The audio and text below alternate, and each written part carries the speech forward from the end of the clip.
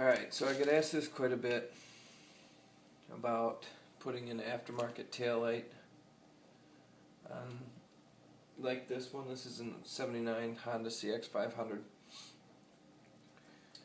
You're going to have a mess of wires coming out. Your loom looks like this: red, brown, green, orange. The only ones that you have to worry about are, typically with Hondas, are the green with the yellow stripe and the brown. This happens to have two typically coming out of here. They have three. Sometimes on this will be your ground. You have to ground it to the frame. That would be your third wire. So put the red into the green, and your black into the brown,